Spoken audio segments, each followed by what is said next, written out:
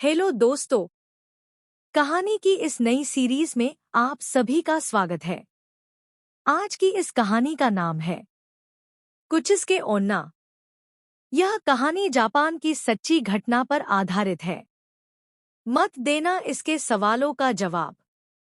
यह बात है 1970 से 80 की, जब जापान में डर का माहौल था। डर एक ऐसी चीज का जो है या नहीं पता नहीं, डर एक ऐसी चीज का जो दिखने में तो बहुत सुंदर थी, लेकिन उसके द्वारा दी गई मौत बहुत खौफनाक हुआ करती थी। डर उसका जिससे जापान के लोग डरते थे। आज हम बात करेंगे कुचिसाके ओन्ना के बारे में। जापान के सुनसान रास्तों में कुचिसाके ओन्ना चेहरे पर सर्जिकल मास्क पहने ज्यादातर बच्चों को अपना शिकार बनाती थी।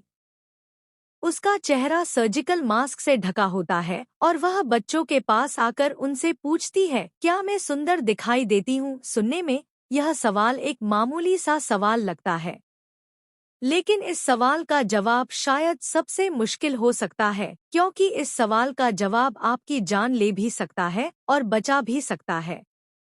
लेकिन समस्या यह है कि इस सवाल का कोई सही जवाब नहीं है, क्योंकि जब कोई इस सवाल का जवाब ना में देता था तो कुचिसाके कैंची से उस पर वार करती थी और उसे मार देती थी।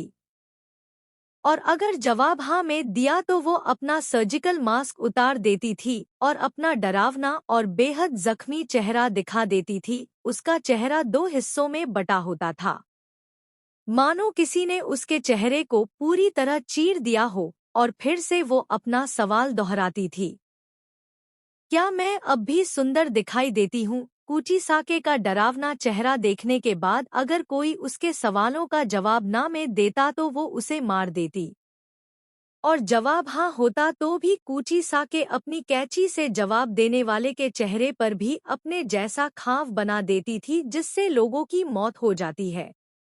जापान में 1970 के पूरे दशक में इस खौफनाक वला की दहशत थी। दहशत इतनी कि लोग अपने बच्चों को घर से बाहर नहीं जाने देते थे, और तो और लोगों ने अपने बच्चों को स्कूल भेजना भी बंद कर दिया था।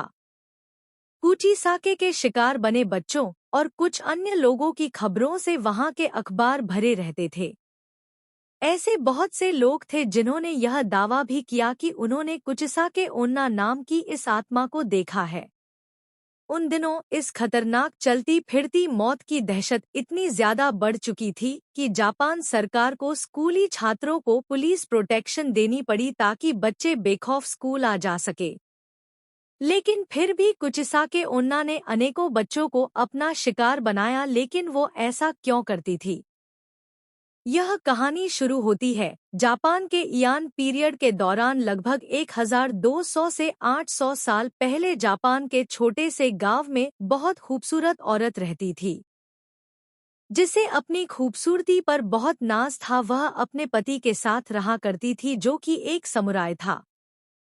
युद्ध के दौरान उसे युद्ध में भाग लेने जाना पड़ा। जब वह युद्ध से वापस आया तो उसने अपनी खूबसूरत पत्नी को किसी गैर व्यक्ति के साथ आपत्तिजनक स्थिति में पाया। यह देखकर वो समुराय बहुत क्रोधित हो उठा और अपनी तलवार के एक ही वार से अपनी बीवी को पूरी तरह घायल कर दिया। इस तलवार के घात से उस औरत का मुंह बुरी तरह फट गया। इतना कर वो समुराय हमेशा हमेशा के लिए अपना घर छोड़कर चला गया। समुराय के तलवार के घात ने उस औरत के सुंदर चेहरे पर एक बेहद भद्दी और डरावनी स्माइल जैसा खांव बना दिया था।